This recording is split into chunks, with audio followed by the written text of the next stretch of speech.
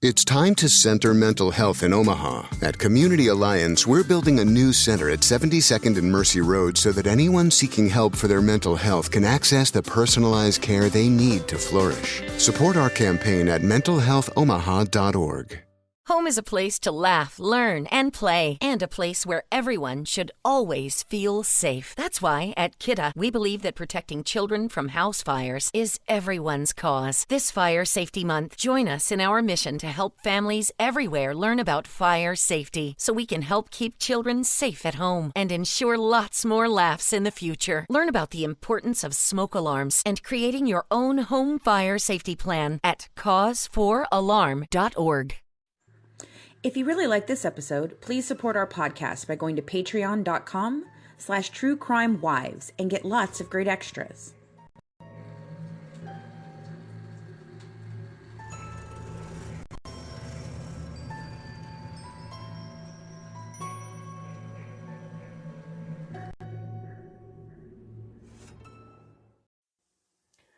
On the Good Wife's Guide to True Crime, we discuss crimes that some may find disturbing. Listener discretion is advised.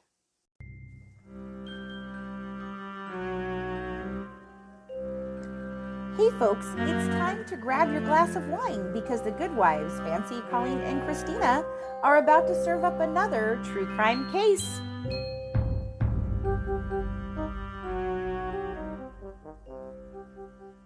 All right, well, can you introduce yourself to our audience and maybe tell us how you're involved in the Jodi Arias case, since that's probably the one that you've done, so.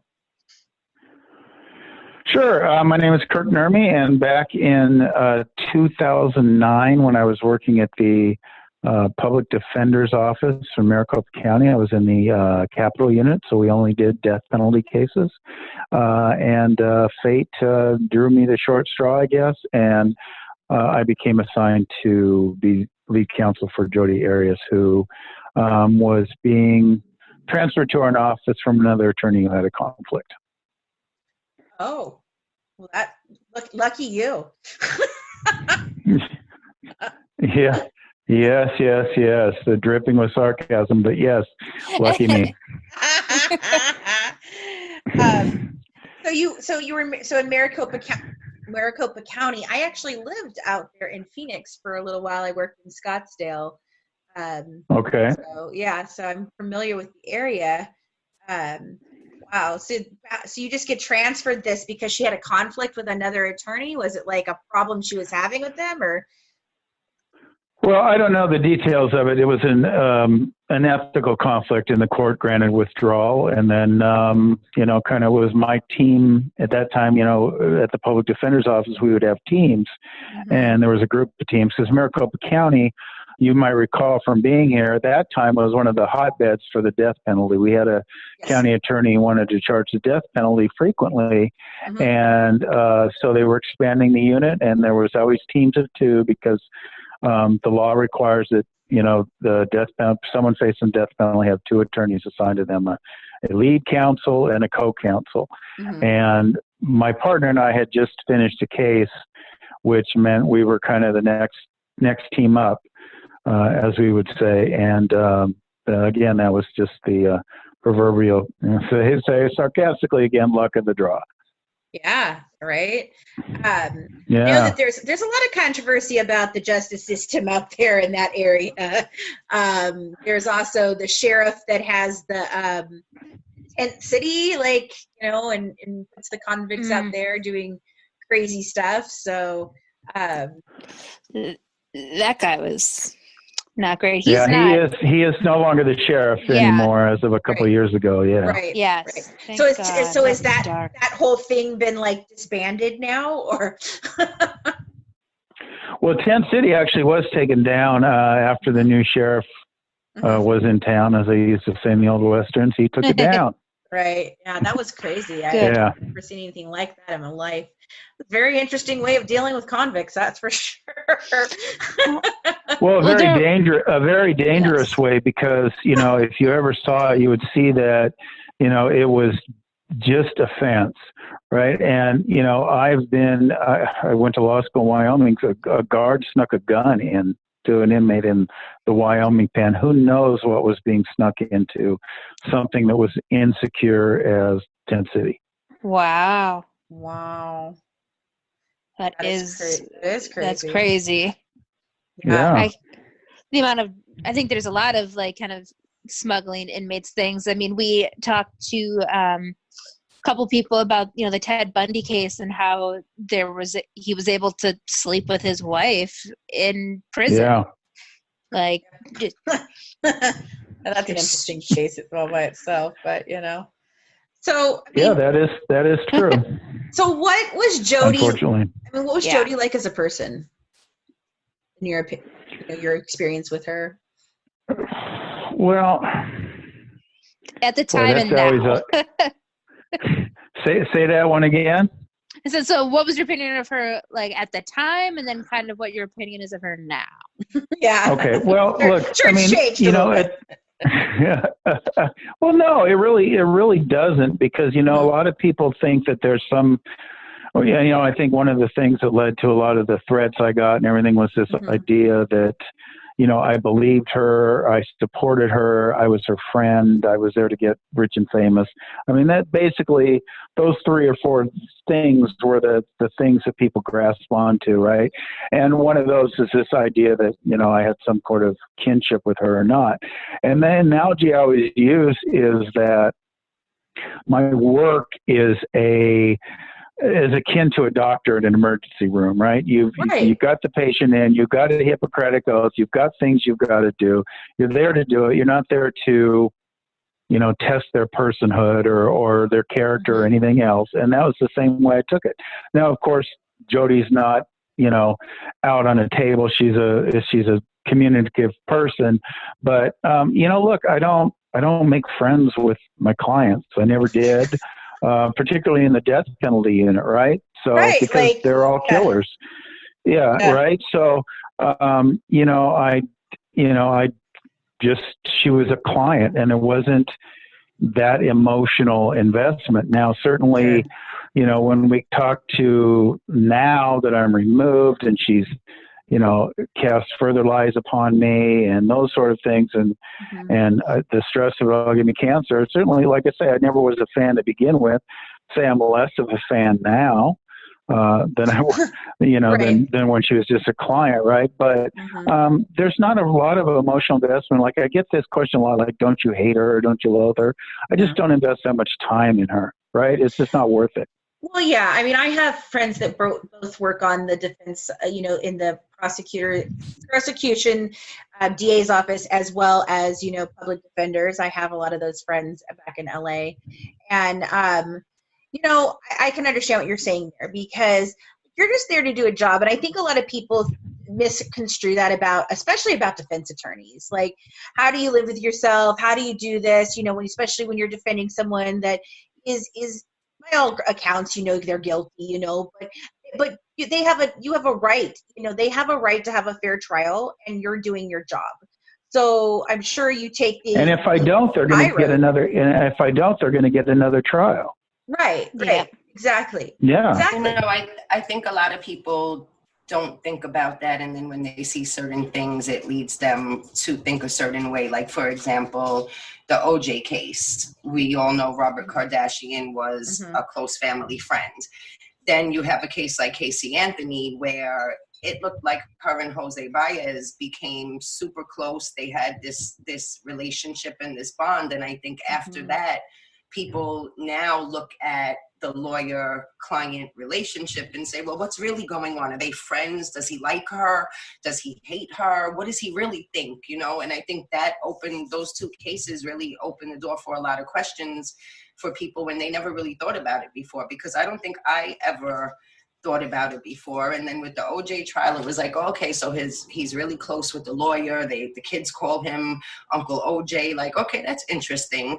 And then with the Casey Anthony case, seeing her and Jose Baez, that was a really interesting dynamic too. So I think that made a lot of people that never thought about it before really look at it and wonder, like, what is the relationship like? Like with Jodi Arias, when we see her, I find her to be extremely unlikable.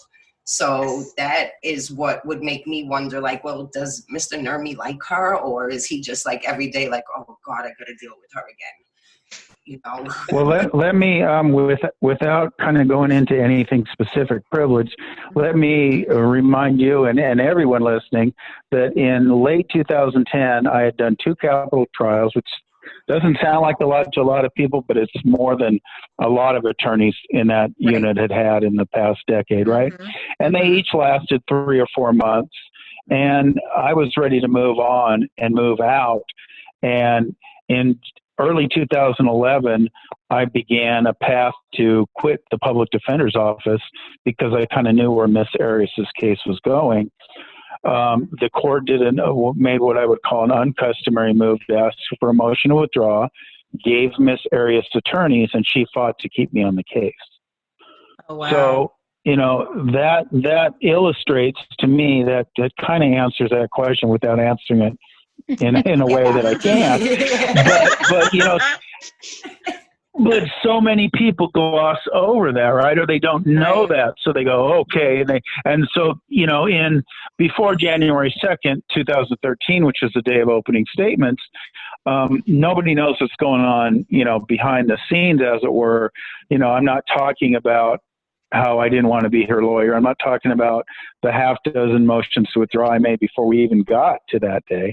I'm simply doing my job at that point in front of the jury. So that gets lost, and that's the sad reality too, is people glom onto something. They don't fully invest themselves in it, but they're also willing to hate without having full understanding of what's going on.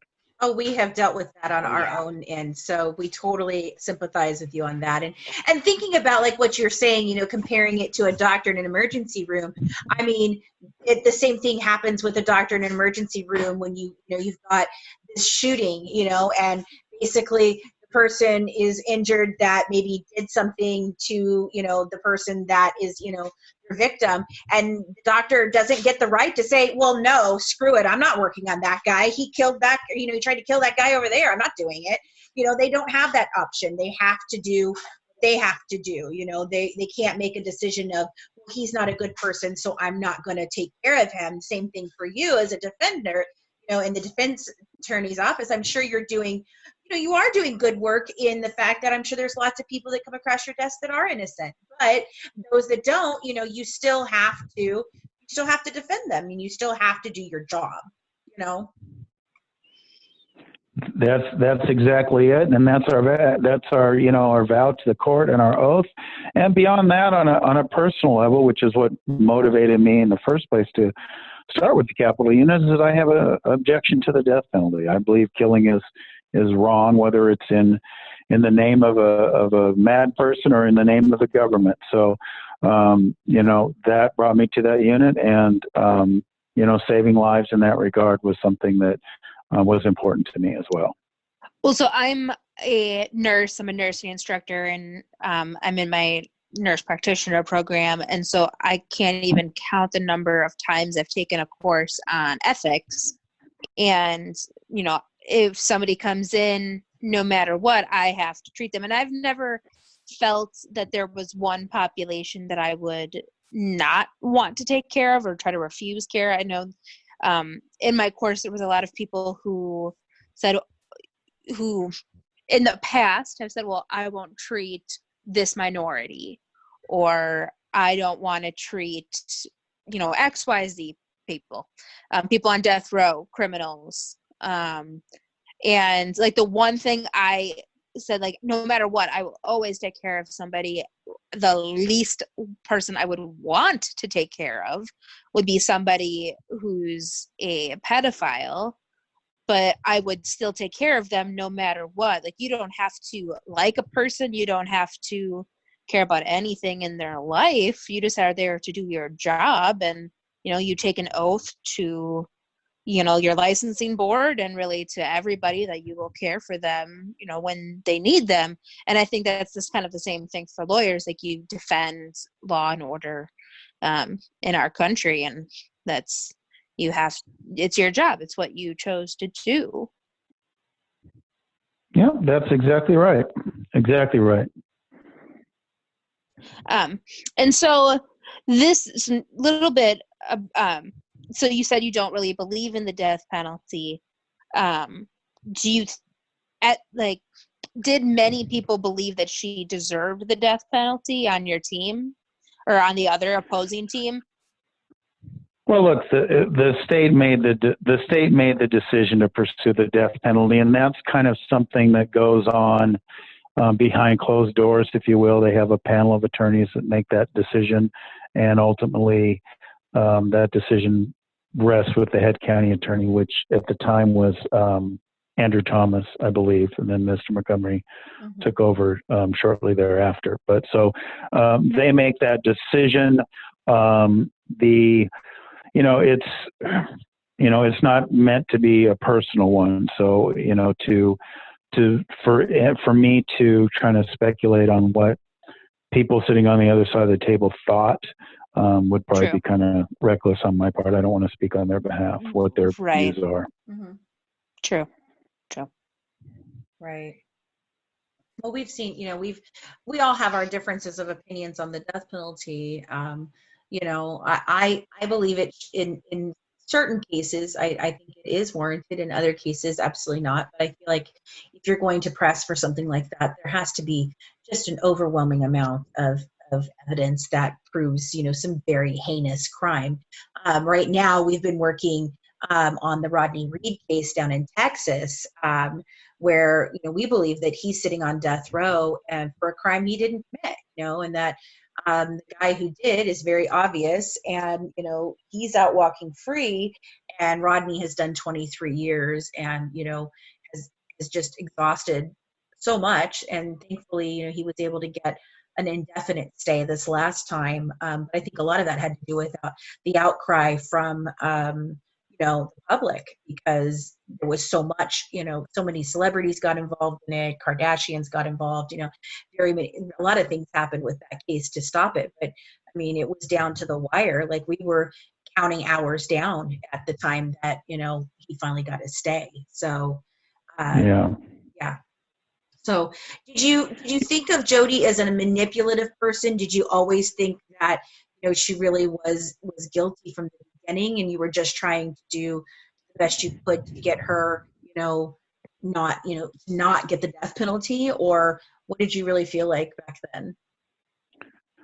Well, I mean, the ultimate goal of any capital attorney is to save the client's life. And, in most cases, what people don't realize when they're charged with the death penalty is that they're typically charged with the death penalty because guilt is overwhelmingly evident, right? I mean, you don't typically, there are cases that go through the cracks. You mentioned one, we had one in Arizona, Ray Crone, that was on faulty evidence, et cetera.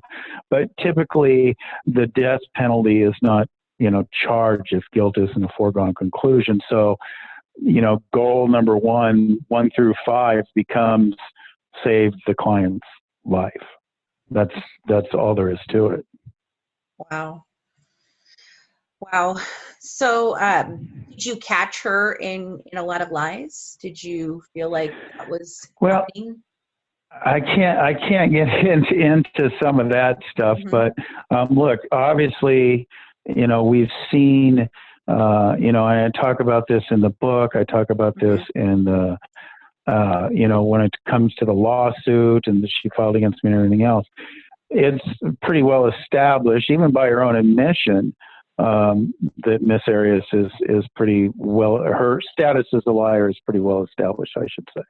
Right. So that's probably another way, one of those ways to answer your question without answering it in a way that'll get me in trouble. Well, definitely a lawyer. You've already experienced quite a bit of trouble from all of this. I totally understand. I know that you've made comments before that she set out to ruin your career, your reputation.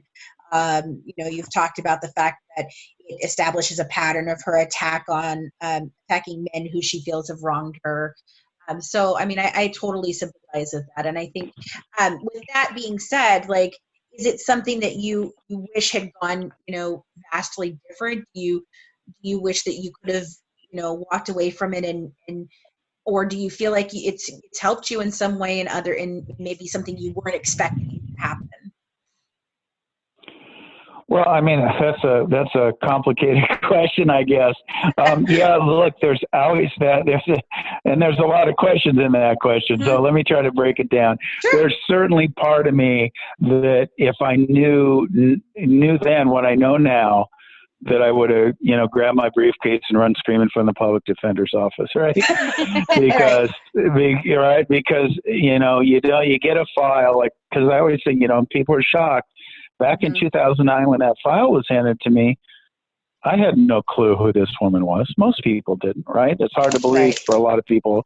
But back then, I had no idea she had done, 48 hours interview, where she talked about where she perpetrated the ninja story. And she had done a couple interviews, the one we saw in court about, daring her jury to convict her, that sort of thing, right? So, that's all I knew about her. And so CuriosityStream is the streaming service for people who want to know more. And now check out Curiosity's new series, Queens of Ancient Egypt. When pharaohs held the throne, their wives held the power. We see her taking precedence over the pharaoh, an absolute mastermind. All hail the queens. This is unprecedented. Watch Queens of Ancient Egypt now on CuriosityStream. With monthly, annual, and bundled plans. Find the one that works for you at CuriosityStream.com. With Lucky Land Slots, you can get lucky just about anywhere. Dearly beloved, we are gathered here today to... Has anyone seen the bride and groom? Sorry, we're here. We were getting lucky in the limo and we lost track of time. No, Lucky Land Casino, with cash prizes that add up quicker than a guest registry. In that case, I pronounce you lucky. Play for free at LuckyLandSlots.com. Daily bonuses are waiting. No purchase necessary. Void where prohibited by law. 18+. Terms and conditions apply. See website for details. There was no reason to run, if you will, right? We don't know the reasons to run until they're there, and they didn't really appear until I couldn't run away anymore. So, but yeah, I mean, look, it's obviously like your question brings up the idea of the road untraveled, right? I don't know what life would have been like if I would have ran away, or if the luck of the draw would have gone someplace else. So that's a hard question to answer, but certainly when I think about, her threats to ruin my career, and if you follow the case closely, you might remember that when she was convicted, and this is after, 5 months in the public spotlight of the defense team being threatened and, having, our cars checked for bombs and all this stuff, getting white powder in the mail, all that stuff. She goes down after she's convicted and says, blames me primarily, saying that I was the one who created this defense of Travis being an abusive pedophile, which I did not. And then she says, I'd rather die than live with this verdict. So she spits in the face of the entire defense team and lies about me creating this defense. And this is while the jury is deliberating her fate, right? So after the verdict and before she started trying to sell Survivor T-shirts during her allocution, I don't know if you remember that or not, right? The domestic violence survivors T-shirts, right? Between that and that, she does an interview and blames me for the whole thing, and also says how I didn't do certain things. And in 2014, and I'm thinking, okay, a couple of weeks later, I'm going to clear this up. I'm going to do an interview. I'm going to impose truth upon her lies.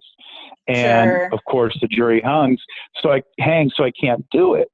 And then in 2014, when I'm still her lawyer, she hires a private investigator to go on TV and talk about how I incompetently represented her, and I didn't find witnesses that showed that Travis was abusive to her. So, and I'm still in this case, and that's why I say Trapped with Miss Arias is not just a clever title, it's a reality of my life, right? And that I didn't get released from that trap until April 2015. So 5.5 years with Jodi Arias. Could you imagine that? No, I couldn't imagine that. I could not. And I think that you standing and, you being able to last that long is incredible. But it also brings me to thinking about Jennifer Wilmot, she has stood by Jodi's side this whole time. And you really think that she believes her story? Like, and what was that like to have one person who, you know, is like standing beside her and you going, well, you know? Well, look, I mean, I'm not going to speak for her. Mm-hmm. So all I can say is, again, I'll go back to my attitude was to do the job. We had to do the job and try to save her life. And that's, you know, it was just a bunker mentality, head down, do the job. Yeah. Didn't matter what else was going on around me. Right. And we know, like, I know now that, you know, the job almost killed me with cancer coming to me 4 or 5 months later, that I know in my heart was attributed to the stress of representing Jodi Arias. I was just going to ask if you thought it was related. Yeah. Oh, I knew it in my heart right away. Because like I say, you know, it's so funny because we were talking earlier about, you know, the relationship and people thinking it's so, you know, we had this symbiotic relationship or what have you, right? But they hated Jodi, and I well, what do you think it's like for me? You hate Jodi, you don't even know her, right? To the people and, you know, the court of public opinion. Think about what it was like for me. And then knowing that she lied about you, and then coming back and realizing that the stress of it all, the stress she imposed, because it was her story, her desire to tell that inflamed the public, her desire to do media interviews that inflamed the public, that indirectly came to the point we could have almost killed me with stage 3 non-Hodgkin's lymphoma. Wow. Oh my goodness. I mean, good Lord. And just, you know, you think about it, it's so crazy to think about how one event just snowballs into so many others, you know. I can't imagine that you would sit down and think, oh, the second you got this case, you're like, oh man, this is it. This is going to make my, you know, I'm going to walk away from this and I'm going to, you know, I'm going to make $1 million selling a book and I'm just going to be, I can't imagine that went through your head. And now what happened, you know, people, and I'm sure people think that's what went through your head. I know from dealing with what we've dealt with we worked on the Gypsy Rose Blanchard case for 3 years, went through hell with that case. And people always attributed it to the same thing, that all we wanted to do was make money. And we've worked for 3.5 years, made not a single dime on that case, you know, like at least you were being paid. We're not for what we've done. And, you know, I can't imagine you thinking, oh, well, yeah, I'm just going to write this book. I'm going to get disbarred. I'm going to have, you know, hate mail and all these different things, like you and cause cancer in my life. Like, you know, one small event of a file being dropped off on your desk, you know, and here you are now. It just, wow. Yeah, there's quite the butterfly effect to murder, no doubt about it. And, you know, it's funny too, because, you know, this idea, this book, and believe me, ladies, I wish I had the kind of money people think I have. I'd probably be on an island somewhere. We wouldn't be having this conversation. Right? But like, seriously. Listen, yeah, you know, I was assigned as a public defender, tried to get off, and had no intentions of writing a book other than the weight loss book, because everybody was asking how I lost all that weight. Mm-hmm. But I realized when cancer came into my life, and that was like August of 2015, right? So about 4 months removed. I've taken some time off. I'm trying to get back to my law practice, and that's when I discovered I have cancer. And that's when I realized, you know, having a 70% chance to live is pretty good, but having a 30% chance to die isn't so good, right? So exactly. I decided I need, and here in Miss Arias, we have a woman that is known, I know firsthand, that she's very capable of damaging the legacy of the deceased, right? Attacking the legacy of the deceased when they can't defend themselves. Right. So I then decide, okay, I'm going to impose truth upon her lies in a way that can still exist if I'm not on this planet anymore. Sure. And that's why I decided to write the book, because I wanted to impose truth upon her lies about me, and do so in a way that survived well beyond me, and in a way that, quite frankly, was limited to the lies that she told about me. So, you know, it wasn't a tell-all book. If you read that, I know people voice frustration. They're not telling me this, he's not telling me that, because it's privileged. Yeah. But I did so in a way that I felt like was a proper response under what's called the sword and shield doctrine, meaning a client can't attack you and then hide behind privilege. And that's exactly, what I did in that book. And, in the lawsuit, the court ruled that I didn't breach fiduciary duty, which was her claims, So Right. I don't feel like I did anything wrong.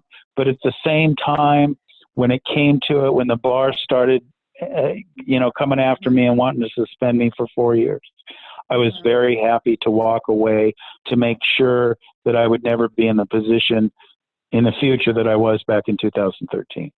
I was done with the profession after that experience. And it was your truth to tell. You weren't, explaining, detail by detail of her case. You were telling your truth to what, and a healing kind of process for you to try to, heal past the sheer exhaustion that clearly attacked your own body against itself. Yeah, I mean, that's exactly right. I mean, she put me through the ringer, and it was therapeutic for me to go through it. And that was part of the deal because, I went to a dark place when I got the cancer diagnosis, and I wondered if I was going to be able to rebuild my life because of what she had done and because of everything that came with it. Could I rebuild my practice? Did I want to? And before I went into chemotherapy, and I made that decision and I got out of that dark place, I made myself the promise that I wouldn't live my remaining days, if I had any, in the way I had my prior days. Sure. When you wrote the book, did you even think about the fact that you might be up for disbarment? Did that even cross your mind? Did you think, no, I'm in the right here and I don't have anything to worry about? Well, you always never know when you have anything to worry about, but, I'm over the years become more of a heart-centered person. And in my heart, I feel like I wanted to impose truth upon her lies. And I didn't feel like I was doing anything wrong. Right. But, and the court ruling rules that out as far as, or proves me right as far as I'm concerned. But at the same time, in the bar, we've seen the bar do all kinds of things. They're going after Martinez now, et cetera, that I don't necessarily, without commenting on that case in particular, that I don't think are completely just. And, Arizona, to me, isn't well served by their bar association, but, that's another issue.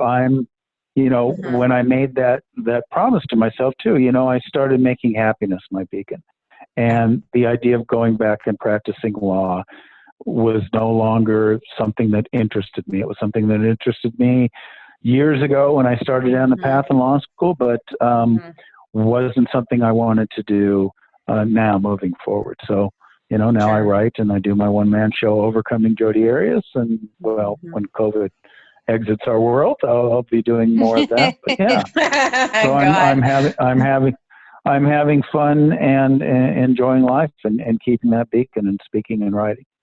Well, that's one of the things that I myself, I've gone through a lot of dark times, and I've had a couple of brushes myself with suicide and things like that, and one of the things that I had to learn that actually was what I feel really did save my life. And in fact, I just made a post on Facebook about it today because this COVID thing has been, really hard for me in rationalizing it and understanding it. And it's just so dark, it's dark times and it's craziness. And so one of the things I had to learn to do is finding joy within the dark. Sometimes greatest joy comes out of the darkest moments, but you have to be willing to recognize that joy. Like you sit in your darkness and all you see is the darkness, you may miss the most great light ever, and so I had to find ways to find little bits of joy that eventually has now started to, come to bigger bouts of joy. And one of the things that, I've struggled with the COVID thing, my partners know we all have differences of opinions, but I've really struggled mentally. It's a mental thing for me that has been hard. And so I had to sit down today. I was thinking, looking forward, because something dropped in my lap that was very advantageous for us. And I thought about it and I started looking at things and I saw this differently. I was like, okay, the lockdown's been terrible. It's been really bothering me. It's very mentally depressing. But what has come out of this? We have built our show, our podcast, into being able to interview amazing people like yourself, very professional people that perhaps we might not have got to talk to if this had not been, rendering a lot of people home more, where they had more free time to do things like this. So, and that has done amazing things for us. And I had to realize that was, what I should focus on as opposed to more of the darkness, So I totally get what you're saying is, you've got to find that moment where you search for happiness, because that's the ultimate goal, right? So if something's not making you happy, then you should totally not be doing that, right? Oh, that reminds me of, was it Katie Joy? Or not Katie Joy, the who's the girl who's like, if it doesn't spark joy, then throw it away. Oh gosh, Marie Kondo. Are you thinking of that? Yes. If it doesn't spark joy. Oh God, that's a hard thing because I like joy. That's so funny because I'll hold things in my hand and go, but I don't feel either way about this, but it's absolutely necessary. Yeah, I know what you're talking about. The sparking joy. Yes. Mm-hmm. So it doesn't spark mental joy. Go away. So in March of this year, her appeal fell through and the conviction still stands. So how does that make you feel at this point? Well, good. I mean, I issued a statement about that, just like, because let's face it, when we talk about her trial and everything, obviously, it took a lot out of a lot of people, and I'd hate to see that happen again. And one of the things I said in that statement was, given that she confessed to first-degree murder during her sentencing allocution, if you remember in 2015, when she's sentenced in April, she says, oh, by the way, I remember slashing Travis's throat. He was alive when I did it. Right. That's de facto a confession to first-degree murder. And I said in that statement how I believe it was just another shot, at the Alexander family, one parting shot, if you will, because she was going to have no more chance to talk. And given that, I was glad that, she didn't receive a trial in order to do the same thing again. But not only that, but one of the other things I said in this statement was that, listen, now I can respond more aggressively to her lies and with the kind of fervor that, she brought cancer and all this, public shaming into my life. And now I could stand up to that. And that's when I pulled the trigger and published the completion of my trilogy in April in commemoration of her sentencing. That's awesome. What do you think is like the biggest lie that she's told against you? And like what's the rebuttal to that? Well, I think the biggest one is the idea that I created this defense of Travis Alexander being an abusive pedophile. Total BS. Go ahead.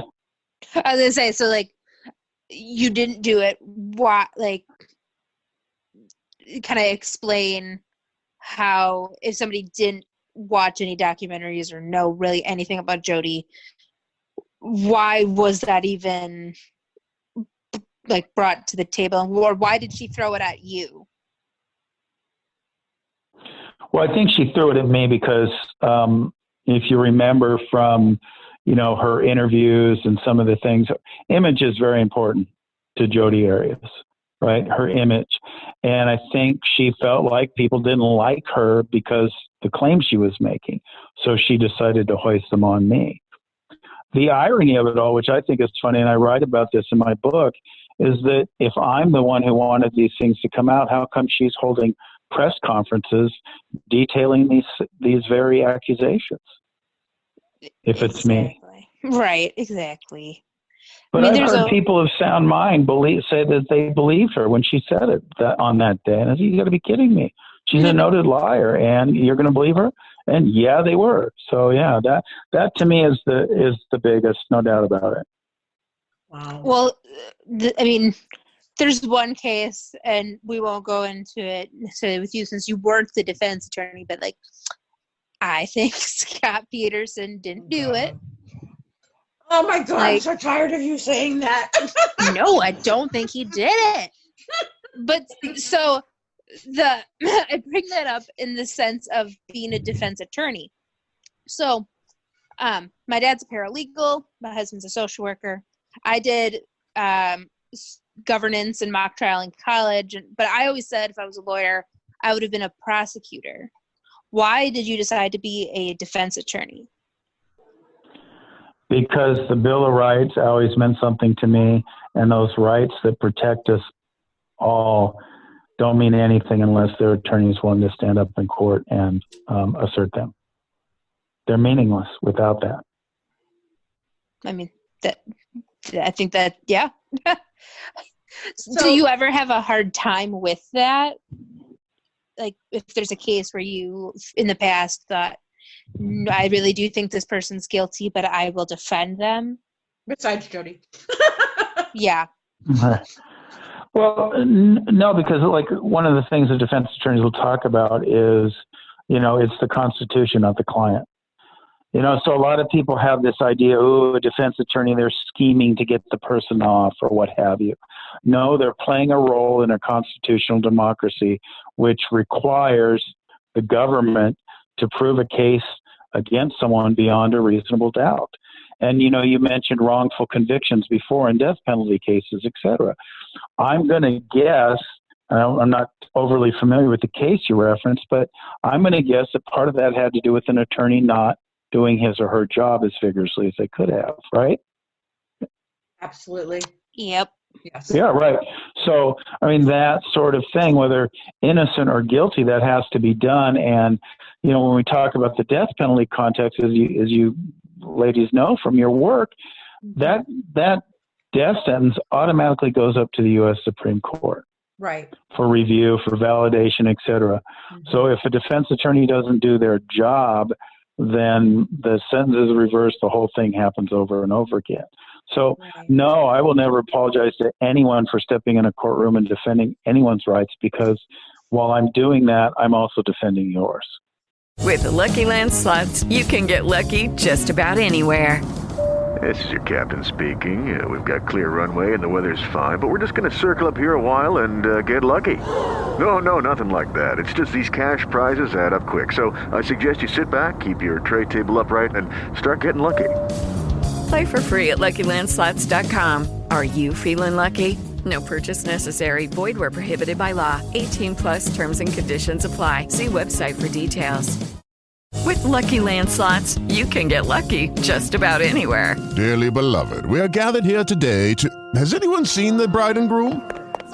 Sorry, we're here. We were getting lucky in the limo and we lost track of time. No, Lucky Land Casino, with cash prizes that add up quicker than a guest registry. In that case, I pronounce you lucky. Play for free at LuckyLandSlots.com. Daily bonuses are waiting. No purchase necessary. Void where prohibited by law. 18+. Terms and conditions apply. See website for details. Right. No, I totally agree with you. And I mean, like I've said, I do believe in certain cases the death penalty is warranted. I don't believe in all cases. That's one of the things that, since she brought it up, Scott Peterson, that I have relented. That I believe that, okay, while I think he's guilty as the day is long, I can agree that I don't think he deserved the death penalty. But since you are against it, do you feel that eliminating the death penalty would possibly, make the, I don't know how to put this, I'm thinking, make the justice system a little better? Because, when there's a death penalty case, they get so much more time of, appeals and different things, and all these are, like you said, it automatically goes up to the Supreme Court. It does this. But when you don't have that, it's a very different approach of how it goes through the system. So do you feel like eliminating that altogether would change the system for better?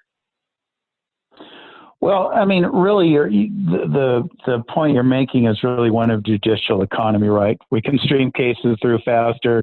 Jodi's trial might have been 2 or 3 weeks instead of 4 or 5 months had it not been a death penalty case, right? Oh, And it does take a lot of resources too, because the U.S. Supreme Court requires that we investigate someone's life from conception to the day they're being sentenced in terms of mitigation evidence. So it's not that, because going back to Furman versus Georgia, which is a case that I don't want to get too far into the legal weeds for your audience, so start sleeping. But, look, it says it can't be in every case. It can't be a routine deal. So if we're going to have the death penalty, the system we have in place is going to take place. Now, the question to me is about the death penalty. My objections are more moral, and the killing is wrong, whether it's in the perpetrator or the government. And no matter what, either the killer typically feels justified, right? And number two is the fact that the government sometimes gets it wrong. And we talked about that earlier, right? With the case you mentioned, I referenced the Ray Crone case in Arizona. There's been people on death row wrongfully. And there was another one in Texas that dealt with an arson, right? Faulty arson evidence. And the guy was executed. It was too late. So, yeah, those kind of things are the reason that I have an objection to the death penalty. And judicial economy is great. I mean, it's a great cost-saving tool, but my objections are more rooted in those things than judicial economy. Right, and I'm not really thinking, when I meant that, yes, judicial economy, obviously, but that's not even what I'm really thinking. Like, I feel like there's a corruption that can happen so easily with it being a death penalty case, and I think, like you said, that there's such a chance for things to get wrong, or for a person to not get the fair a fair trial, all the different things. But what I'm thinking is if that was removed, if death penalty wasn't removed, do you think it would be a much I don't know what I'm asking. I know what I'm asking, but I don't know how to phrase it in the way. Like, I feel like that the death penalty itself can corrupt the system in certain ways. And I feel that maybe if you do take that out of the equation, and you're just looking at putting somebody away for life without, the possibility of parole or what have you, that maybe that means that more people would be less, emotional about it, maybe. And that would remove that amount of corruption from it. I think that's what I'm asking. Like about. From the jury? Yes, and from, outside forces and things like that, I don't know. I just feel like maybe the death penalty does cloud things. That's and I do agree that you say, it can be, when you get it wrong, you've gotten it vastly wrong. Like we're playing with people's lives here, and while they may or may not have taken another person's life, morally, like you said, do we have the right to do that? And do you think that corrupts like what happens in that case? I guess maybe that's what I was looking at. Well, there is. I mean, it's probably one of those things that's like on a case-by-case basis, right? Because one way to look at the death penalty, and I know supporters of the death penalty aren't going to like me saying this, but one part of the death penalty is there's an element of vengeance to it. Most people that support it, there's an element of vengeance to it, right? The old eye for an eye. We hear that all the time from capital jurors. They say, yep, eye for an eye kind of thing, right? Okay. Right. And whether you agree with that or not, okay, great. But what I'm saying is, so in a case like Miss Arias's case, the court of public opinion is against Miss Arias and wants that level of vengeance. Now, I've tried other capital cases, and as sad as can be, where, there was nobody in the courtroom, like literally nobody. No news coverage. There might have been a blip on the news, but no news coverage that I saw, nothing. And this man had killed 2 people, but it was a cold case and everything else, and nobody paid attention. And, that verdict, that was a live verdict. I've been in death verdicts where there was a few people there, but, that element of vengeance can get stirred up, if you will, say, even a case like Casey Anthony, and I can't remember whether Scott Peterson was a death penalty case or not. It is a death penalty. Okay. Yeah. So, that kind of vengeance gets stirred up. And then when there's the element of cameras in the courtroom, that just probably, adds fuel to the fire, if you will. And what makes you think that one case gets more coverage than another? Like, what do you think causes that? Well, you guys tell me. You follow more cases than I do because honestly, you know what? I mean, there's cases there's cases all over the place that I think are, I don't know, a tad more juicy, for lack of a better word. I mean, there was one in Maricopa County that, the woman killed her boyfriend or husband, and they were having threesomes, and she was a stripper, and all these salacious elements, but it wasn't a blip on the radar. But Miss Arias' case was. So I always say, well, I was in the eye of the storm. I wasn't watching the storm. So you guys who were watching the storm, you guys tell me. I think it's definitely something when people can identify with the victim, it really kind of makes it more salacious. So in Scott Peterson, he kills his pregnant wife. Or in Casey Anthony, oh my God, she killed her 3-year-old. Could you be a mom and do that? Or how could you, do that to someone you love? And it, the way the story comes out after the act, and then what people kind of perceive about that situation. With Casey Anthony, going to clubs and getting tattoos and kind of and the lies about what she said. I think more people are like, what, and it's just more headline craziness versus there are people murder their children, or children are murdered all across this country every year, many.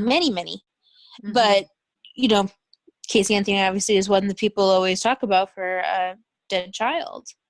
Well, I think there's also the element of who the perpetrator, or the suspect is, because in Miss Arias's case, I think what was so fascinating with her was just her sheer strange attitude, and she was just a strange duck from the beginning. It just super odd. And I think that people pick up on that. Same thing with Casey Anthony. She was strange. It's not just that she killed her child, like you said. There's children that are killed every day that don't get nearly as much media coverage as you would think they would. But there's that element, with Casey, with Jodi, with several other cases that we've looked at, Evelyn Boswell case, with Maggie. Leticia Stout, Lori Vallow now.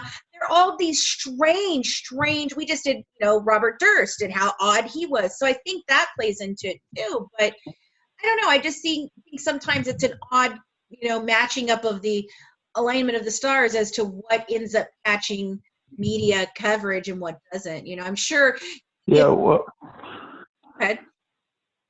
Oh, I was going to say, not to hijack your own show, but I noticed, and I'm going to pose another question.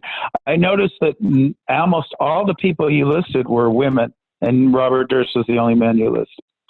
So with you three women who follow these cases, do you think there is an element of, I don't know if I want to say sexism, because maybe that's not applying, but do you think there's an element of gender bias about women, or the roles of women are supposed to play in the world, that draws attention when they kill?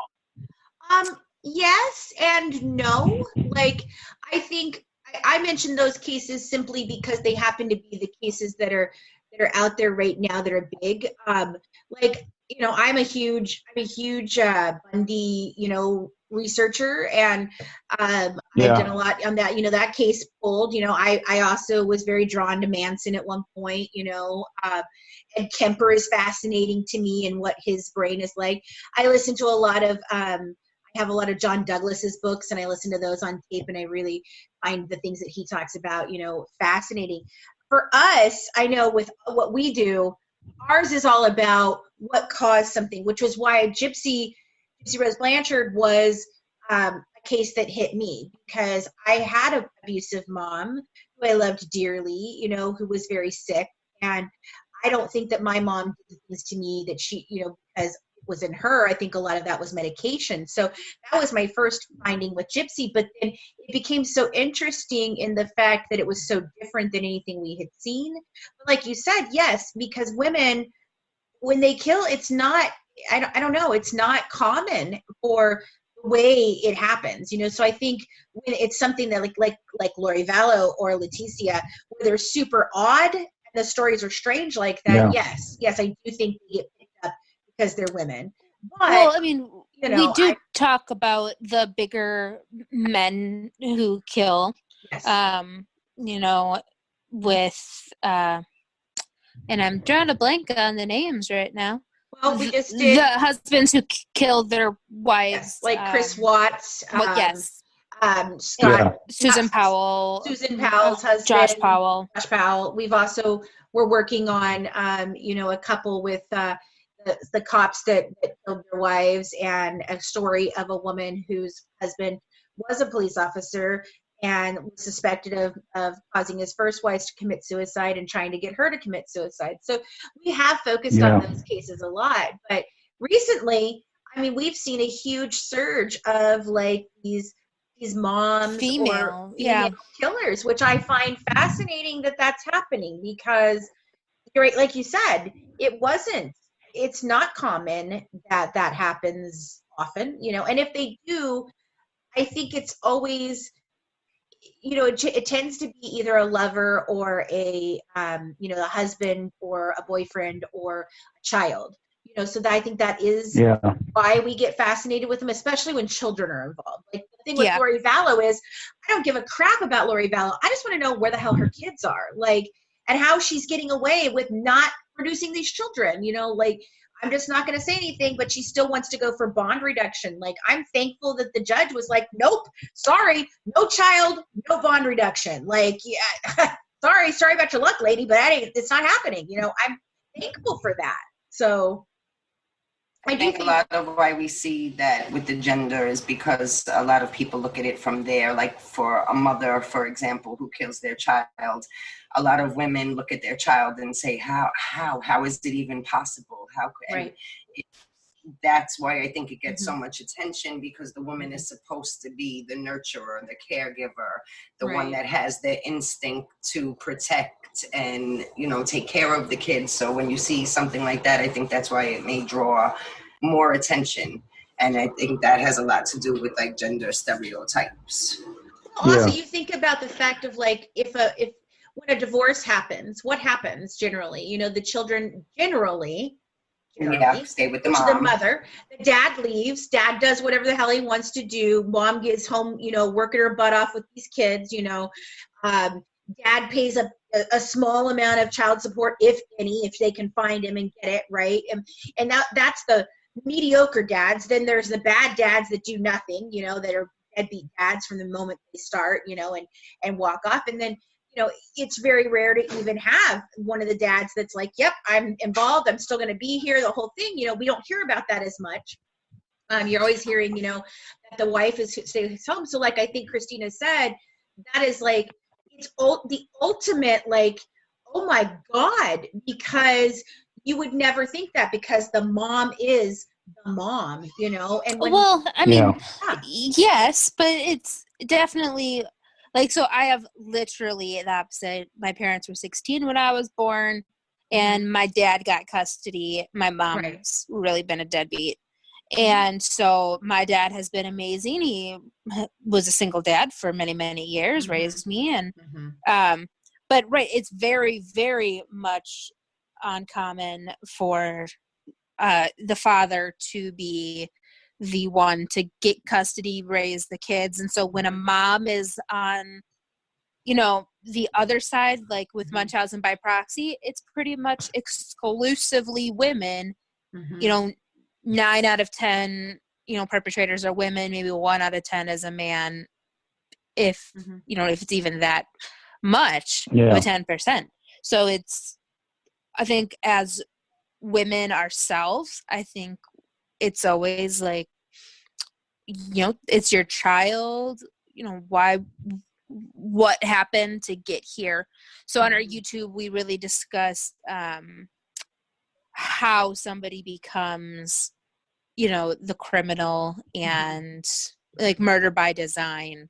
Not just the actual crime itself, but the perpetrator and the victim. And so we try to understand it from all aspects. So we're not exclusively attacking the person who did it, but understanding what got them there. Right. And that's one of the things I think about when we think about the Arias case, and I'm glad we kind of came around to this, because one of the things that always was unsettling to me, and this is my perception of it, but the scandalous nature of it all, I hope that doesn't distract from the tragedy of it all. Sure. Because, the way I look at this case, like the ultimate thing, and part of the reason I wrote the book was about, toxic relationships and reminding people that, look, we had a beloved young man whose life was taken from him, and we had a young woman who was struggling through life, had no criminal history at that point, maybe some mental health issues that weren't addressed, who threw her life away. And it's just nothing but a tragedy in that, So the tragedy of it all can get lost in some of these things too. And it's good. It's good to hear that you're taking a look at all sides of these things. Yeah. And you know what, you made a statement earlier that we kind of passed and when you're talking about the death penalty, you said something about that you have to look at the person's life from conception to the present. Can you elaborate on more of that? Because I wasn't aware that was something that you had to do. And is that only a death penalty case? And how does that come into play? What are you looking at there? That is only in a death penalty case. That is part of the American Bar Association guidelines for competency of death penalty counsel. Mm-hmm. And a lot of states that have the death penalty, at least the way I understand it, have adopted these. Arizona certainly has. Mm-hmm. And the going back to Furman versus Georgia is one of the things that allowed the Supreme Court to say the death penalty is legal under the Eighth Amendment, is that if it wasn't automatically applied, meaning it can't just be you committed first-degree murder, you go to the death chamber, right? Sure. It cannot be like that. It has to be select crimes with enhancements, whether it's children, cruel, heinous, and depraved, everything like that. Ultimately, these days, the way I see it, pretty much any first-degree murder can qualify in that regard. But that's an argument for another day. But what they're saying, too, in that regard is with mitigation evidence, right? The jury has to be able to make an informed decision on the person they are sentencing. A completely, fully informed decision on the person they're sentencing. So what that means is, say mom drank during the pregnancy. Maybe it was at a time before, they knew they shouldn't do that or what have you if they're old enough. But whatever it is, mom smoked, mom drank, how that could affect the brain, how that could affect thinking as an adult, looking at their mental health issues. We've had clients that were probably mentally retarded but not recognized as such. So all those type of things and mental health disorders that you have to have the onset before 18 to be a quote-unquote mental health disorder. So it's those kind of things that the jury is tasked to consider, and that means the lawyer has to bring them to them. So that means if, a client is, wetting their pants at school in second grade, it could be indicative of sexual abuse, right? So you got to look at that to say, okay, maybe they were sexually abused. So you have to look at all that stuff and present it to the jury for their consideration. Okay, round two. Name something that's not boring. A laundry? Ooh, a book club. Computer solitaire, huh? Ah, sorry, we were looking for Chumba Casino. That's right, ChumbaCasino.com has over 100 casino-style games. Join today and play for free for your chance to redeem some serious prizes. ChumbaCasino.com. No purchase necessary. Void where prohibited by law. 18 plus terms and conditions apply. See website for details. Judy was boring. Hello. Then Judy discovered ChumbaCasino.com. It's my little escape. Now Judy's the life of the party. Oh, baby, mama's bringing home the bacon. Whoa, take it easy, Judy. The Chumba life is for everybody. So go to ChumbaCasino.com and play over 100 casino-style games. Join today and play for free for your chance to redeem some serious prizes. ChumbaCasino.com. No purchase necessary. Void where prohibited by law. 18 plus terms and conditions apply. See website for details. Wow. No, see that makes, that really is interesting, especially considering, we go back to the Gypsy case quite a bit since we did so much work on it. One of the things that we've talked about quite often is that Nicholas Godejohn is, he's somewhere on the spectrum according to his defense attorney and his mom. And there's some doctors that think that he's higher and some that think he's lower, and it's come to, they took the death penalty off the case right away. Like the DA decided not to do that. And that was largely because of the abuse that Gypsy had sustained, so he took it off for both of them. But then it was, whether or not Nick was competent or those things. And I think, to us, he's a rather dark, evil person, regardless of whether he's autistic or not, but that has been something that's come up a lot for us. People have said, but he's autistic, he didn't understand. And I'm like, he got on a bus, he came 16 hours one way, he planned for years what to do, he went in there and he viciously murdered her. So where does the autism come in on that? Like, does it really mean, hey, maybe he really didn't understand? Or you go, well, I'm sorry, that's he deliberated and he actually did this, so it's been something that we've gone back and forth and bounced around on. So that does come in with what you're saying there. Yeah. But that's exactly what a jury is charged with doing, right? Is if they, for example, if they went forward with the death penalty in the case, the defense would undoubtedly present that evidence, and then the jury would have to struggle with the issue that you're talking about. Yeah. Do you feel that the jury, it's a jury of your peers, and we've talked about this in the past too, do you really think that juries are capable of really deliberating and understanding that? Well, one thing that I would say to that is the death penalty, and that's particularly for those who are listening, right? Most people have opinions on the death penalty, but it's much different over a cup of coffee than it is when you're going into a courtroom and looking at a person and having to make the choice whether they live or die. So I think that's one thing that immediately shakes people when they talk about the death penalty. The other thing that I would say following up on that is, well, two things.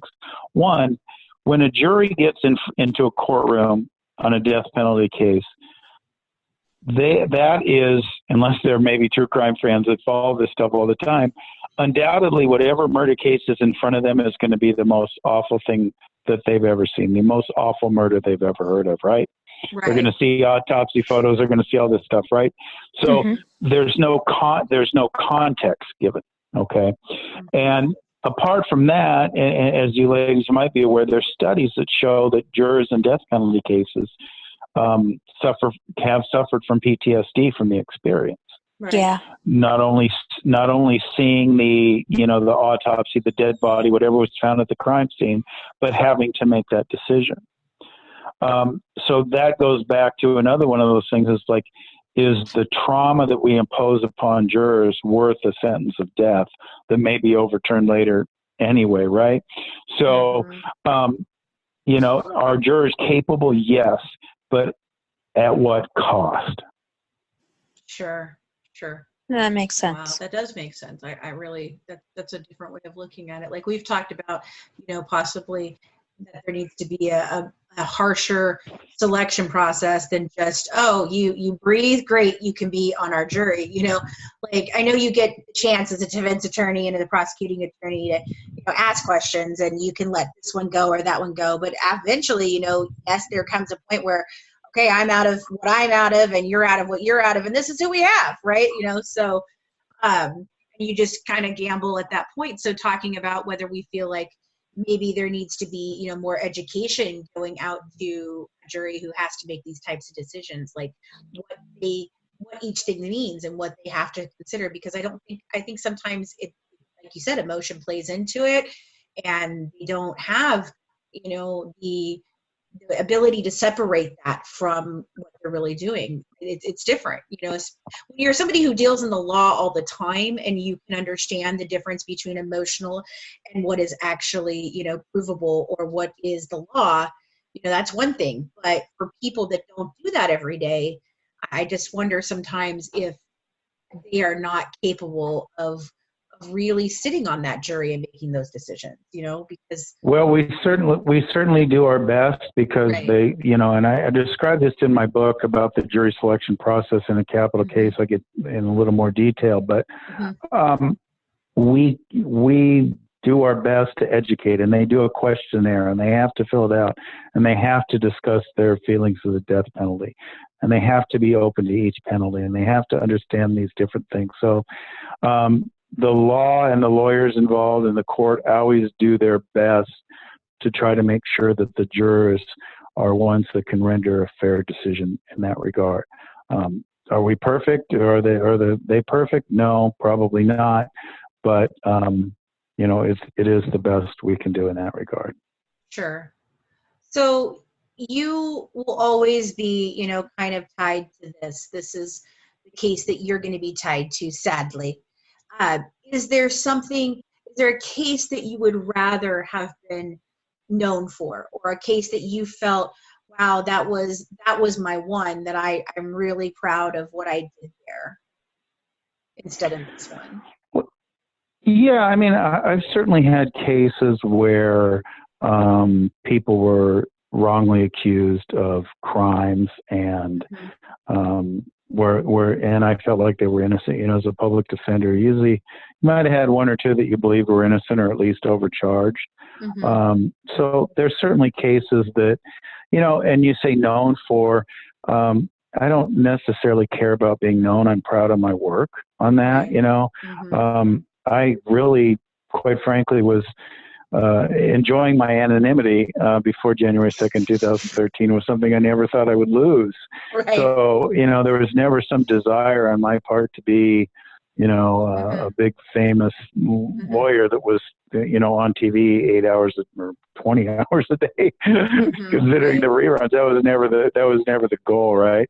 Sure. And really more than anything else, rather than being known for an association with a case, I'd like to be known for who I am. Right. And, you know, that's why I call my show Overcoming Jodi Arias, because that associating, even though I'm a cancer survivor, I could cure the very form of cancer. I could cure all forms of cancer tomorrow, and it would still be Jodi Arias' former lawyer cured cancer. It wouldn't be Kirk Nurmi cured cancer. It would be Jodi Arias' former lawyer did. So, sure. I'd rather be known for who I am and the context I am as a person, and whatever inspiration I can bring out to this world at this point moving forward. That's awesome. That is awesome. Yeah. And I wish that was the case for you. It's sad. I mean, it is. You're absolutely right. Like, you know, if you think about it in terms of, like, you know, if you're the little sister of a person who, you know, is like the star, whatever, you know, the star thing, and you think about, well, you're only known as, oh, I'm so-and-so's sister. Or you become a victim, like we talked about this with Kathy Rubin. Like, her life is amazing, okay? I mean, incredible things that she has had happened to her and that she has overcome. But what she'll be known as forever is Ted Bundy's survivor, right? Like, and so I think about that and how we place labels that way, and how sometimes that's just, you know, you'll never get out from the shadow of something that you never asked to really be in, you know, like, and I wish that was different. I did think of one thing, like we were talking about, you know, looking at whether something, you know, like you said, something about a mom drinking while pregnant, and then this person goes on to do whatever they do or whatever. Do you believe that there is just inherently evil, you people, or do you believe that the vast majority of the people who commit these terrible crimes are somehow created into that person? Boy, I heard my friend John Henry Brown, who represented Ted Bundy, say, "I never believed people were born evil till I met Ted Bundy," and that's really kind of stuck in my head. And I don't, it sounds like a cop out, but I really don't know the answer. I mean, I'd just be speculating, because how would we know, right? That how could we look at a baby and say this baby is born evil? It's hard to fathom, isn't it? And then the whole nature versus nurture. So it's just so hard. Obviously, there's people that are born, wired differently, if you will, in all sorts of ways, right? And so it's just, it's just an impossible. I wish I knew the answer. That's my best answer. I wish I knew, because maybe we could do something with that, as opposed to speculate on it and never really know for sure, right? Yeah. Well, and I really think I appreciate everything that you've said today. You gave me some things to think about, for sure. Because, I have been a staunch death penalty supporter for a long time. Some of the cases that have come across our desk in the last year have made me rethink my, maybe soften some on when and where that is applicable, and how corrupt it can be. I believe that there are times, such as Ted Bundy. I absolutely believe that he didn't deserve to be on this earth any longer than he was, and I feel that was the right choice. But in a case of something like you said, like, a Rodney Reed, or the case in Arizona you're talking about, or even Darlie Routier, who I truly believe is innocent as well, I think you're right. Those cases do happen, and it happens probably too often. And it definitely happens at a socioeconomic level more than we would like to admit. So I definitely want to thank you for your thoughts today and you joining us. I ordered your book and I'm waiting to read it. I can't wait, because it sounds like I'm really going to be taxed on some of those things. So it was definitely an honor to get to talk to you. Yeah, pick your brain a little bit. Yes. Yeah, and likewise, I enjoyed the discussion. And like I said, I'm so sorry that this is the thing that you get to be saddled with. It's like, I'm sure there are much more interesting things that we could talk about with you that don't have anything to do with Miss Arias, But as a final thought, what's your next thing? What are you chasing? What happiness are you looking for? Where are you going with all of this? Well, COVID has kind of put life on hold, but I've been using this time to write more. Obviously, I published the final installment of my Arias book, but I've written some works of fiction, some shorter works of fiction that have a legal criminal kind of element to them. One of them is called Sex Club Killer. And I've just finished another one. And, I'm doing this show, Overcoming Jodi Arias, is a one-man show. We're going to start it in April. But I talk about a little bit about the case, about my journey through it, and try to get. So, with the things they're going through, I always tell people, you got things in your life you need to overcome, and I've overcome cancer and Jodi Arias, and those are a couple of whoppers. So I think you can learn a little something from me. So that's kind of where my mission is now, to write those books and to have those shows, and we'll see where life takes me beyond that. But that's where I'm headed right now. So the Overcoming Jodi Arias, is that a TV series? Is that a one-man show that you're traveling and doing? Obviously, sans COVID. That is a one-man show that I am. That is a one-man show that I do live. It's not a TV series, but it's a one-man show I'm doing live, and begins in Glendale, Arizona on August 9th. So your listeners can check out that. Go to my website, kirknurmi.com. But we were nearly sold out before we got suspended, so we'll see what happens. But, so it's a lot of fun, and I'm really enjoying life and enjoying not living a life of stress every day. So. Sure. Well, thank you, Kirk, for joining us. We really have enjoyed it, and I wish you the best of luck, and I definitely will be buying tickets once you come somewhere close to me. I hear that a lot, and unfortunately it's frustrating because I can't do anything about booking venues, and who knows what the venues are going to look like down the road. So. Yeah, exactly. Yeah, we know. Well, we're dealing with that ourselves, so we know. Yep. Yeah. All right. Well, stay safe. And thank you again so much for talking with us. We look forward to my thanks to all of you. Yeah. Well, and I'm looking forward to your fictional stuff. I love the crime fiction genre, so I write in that myself. So hopefully we'll see something soon from that. That'll be neat.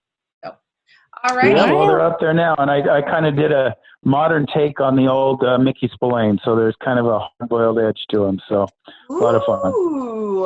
Awesome. All right. Well, have a good night. Have a nice night. Take care, ladies. Bye-bye. Bye-bye. Right. Take care. Bye. We absolutely love hearing from our listeners, and we'd like to invite you to send us a question for us to answer or a case you'd like us to cover. You can drop us an email at goodwivesdish@gmail.com, and we might feature it in one of our next episodes and give you a shout out. Right now, we are also hosting our #LoveWins Scholarship Fund. If you're a college-age student who would like to enter, send us a 30-second video telling us about how you lead with love. Email your entry to us with a little bio about yourself and your educational goals. And if you'd like to learn more about our #LoveWins campaign for peace, merchandise, or donation details, go check out our informational video on youtube.com/murderbydesign. We look forward to hearing from you. Along with our Love Wins campaign, we are also launching an organization that is tentatively called the Gale Force. The term Gale Force is used to describe a very strong, fierce wind. The acronym GALE stands for Good Apples of Law Enforcement. Usually, when we hear about any incident involving wrongdoing by a member of law enforcement, they're generally referred to as bad apples, which leaves people asking, where are all the good apples? We know they exist, but we don't get to hear from them enough. That's where the Gale Force comes into play. The Gale Force would be a safe space for those good apples to unify and take action against the bad apples. We believe that good outnumbers bad in all aspects of life, and those numbers are where that Gale Force of fierceness and strength come from. When good unifies, bad will always lose. There are issues in the law enforcement profession that need to be rectified, and we believe that the best way to resolve them starts from within. There's what we call the blue wall of silence, which is an informal rule among police officers not to report on a colleague's misconducts or crimes. It's time to tear that wall down. Officers are often punished if they break that wall of silence. An example of this is Officer Cariel Horn, who we've been hearing a lot about recently. Back in November 2006, she stopped another officer from putting a suspect in a chokehold. She was fired after 19 years on the job and lost her pension because she intervened. Also, the stigma that goes along with members of law enforcement seeking out mental health care needs to end. Studies have shown that members of law enforcement are less willing to seek care because of embarrassment and shame. Keep in mind, this is a high-stress profession with a higher suicide risk than other professions. There have also been some studies that indicate that if an officer receives support from their unit, they're much more likely to seek help when it's needed. We believe the good members of law enforcement far outweigh the bad, but we also believe that the system needs to be changed to give them a louder voice without fear of retribution or desertion by their colleagues or superiors. We hope the Gale Force can be a first step in giving these law enforcement officers from all over the country support and a way to come together and say, we will not stand by and allow anyone to tarnish the profession that we have dedicated ourselves to. We're going to clean the barrel, one bad apple at a time. Thanks so much for tuning in and dishing true crime with the Good Wives. Don't forget to join our Patreon member club to get inside documents and pictures from the case, bonus mini podcast episodes, live YouTube discussion, and an exclusive invitation. to our discussion group on Facebook and get some amazing Good Wives merch. Follow us on Twitter and Instagram at True Crime Wives. And for more inside information, check us out on YouTube at Murder by Design, where we're currently talking about a few different true crime cases, from bullying murders to serial killers. We dish it all. Have a good one from the Good Wives, serving up true crime, one dish at a time.